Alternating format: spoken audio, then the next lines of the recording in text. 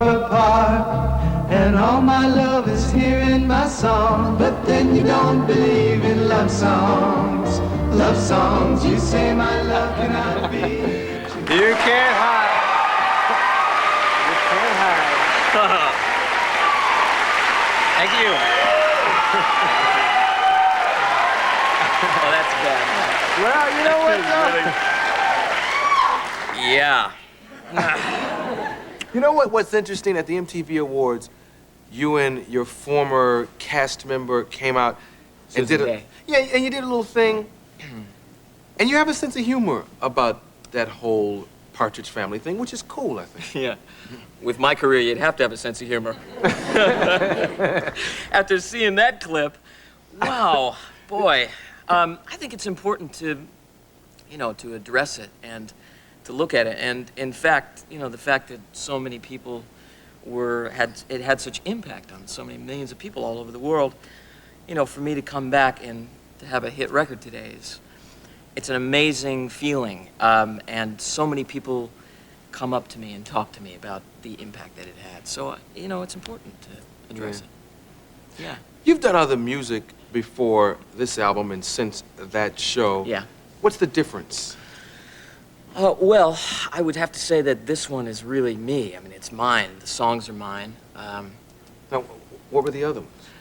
Well, the songs were created for the television show, and a lot of people presumed that because I was playing the part and I was on the cover of all those magazines and lunchboxes and bubblegum cards that we all remember and that show, that's what David Cassidy was. And in fact, it was very difficult for me. I was 19 years old when I started that, and my musical tastes were a lot different from that. I was into much more progressive, Cream, Hendrix, those kinds of bands, as opposed to... We made great records.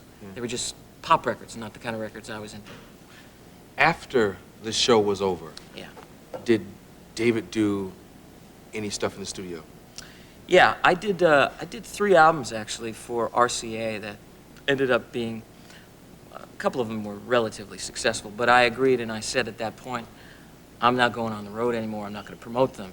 It doesn't give the record company a lot of incentive to go out and promote you. One was an album called Higher They Climb, Harder They Fall, which was sort of tongue-in-cheek, kind of semi-autobiographical about the rise and fall of a rock and roll star. Were those 3 albums your creations, your stuff? They were some of my stuff, yeah. I still had the influence and the management, although I wasn't under the guise of the television show anymore. I was still pretty much guided by the same management and company and marketing, the same. And trying to break that image. I think it was a little too soon. I don't think people were ready for it. Who was managing you when you posed semi-nude for Rolling Stone and did that? Here we go. Well, I'm just wondering, what period did that come about and why? Well, that was sort of done behind my manager's back. Obviously the television company went absolutely nuts. They went so crazy when they found out. What happened was I went out and did the article with a writer from Rolling Stone about 3 months before we did the photos. And it was just one-on-one. She followed me around. She did, I think, Madison Square Garden, Astrodome. And they called me up and said, Annie Leibovitz wants to speak with you about doing some different kinds of photos. And at that time, because everybody perceived me as just the guy that I was playing on television, and when you heard my voice, it was through the magazines, through teen magazines, and the character I was playing. So I think the criteria of the time, what was shocking then, would certainly not be shocking now, but it was just because of the image. In your mind, did you have something you were trying to do when you did that frank interview?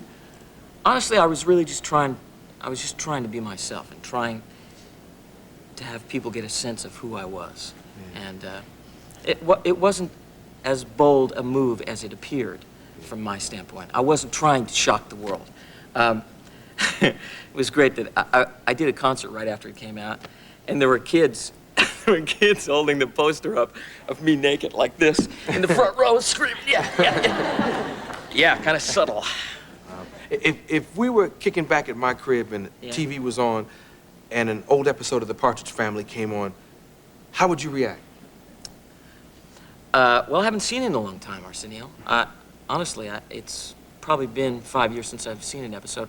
I'm sure I would laugh at it. I loved doing it. It was great fun.